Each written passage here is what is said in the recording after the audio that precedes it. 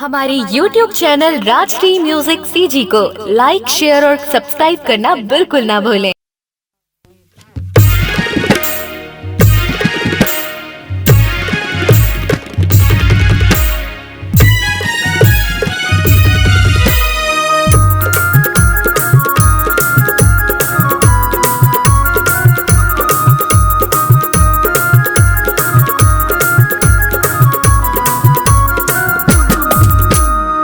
गरिया बंद के रे ये टूरी करही बवाल किसे लागत है।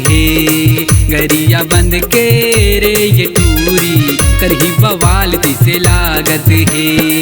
मुँह में पाउडर पाउडर में मुँह में पाउडर में मुँह काहे समझ नहीं आवत है। गरिया बंद के रे ये टूरी करही बवाल किसे लागत है। गरिया बंद के रे ये टूरी करही बवाल किसे लागत है।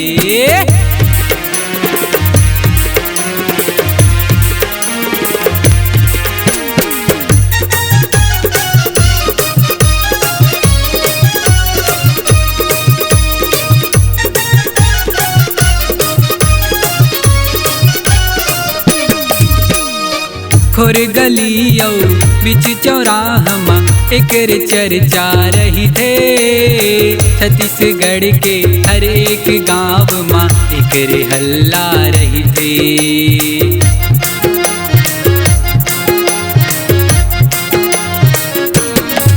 हाय खोर गलियों बीच चौराहा एकर चर्चा रही थे।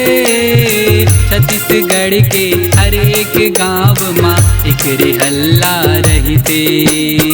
जमटूरा के रे गजाला बने सवाल किसे लागत है। जमटूरा के रे गजाला बने सवाल किसे लागत है।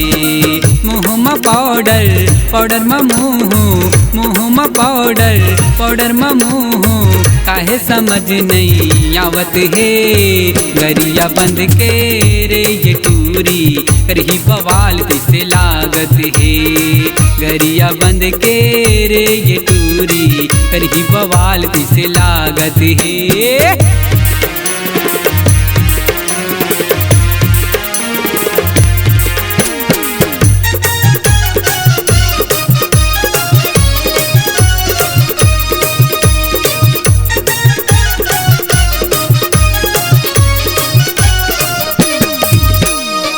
ब्यूटी पार्लर ले निकलते चेहरा बड़े उगराए। लाज शर्म के नाम भी नहीं है चिरे जींस दबाए।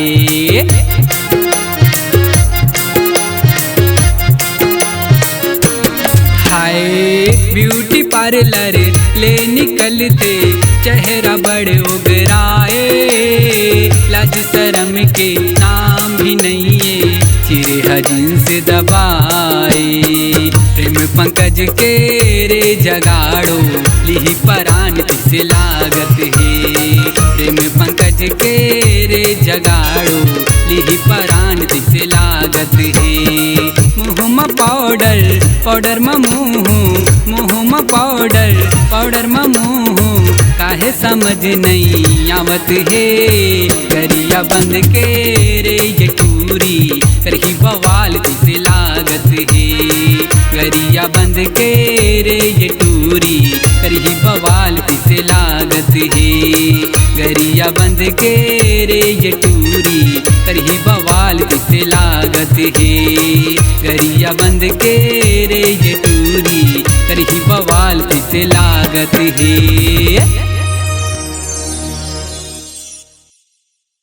अपने दिल की आवाज सुनने वाले, अपने आवाज से पहचान बनाने की ललक और अपना टैलेंट लोगों तक पहुंचाने के लिए आए राजश्री म्यूजिक स्टूडियो, जहां गाने और वीडियो की बेहतरीन रिकॉर्डिंग की जाती है। Rajshri music audio video recording studio, Birgaon, Raipur, Chhattisgarh.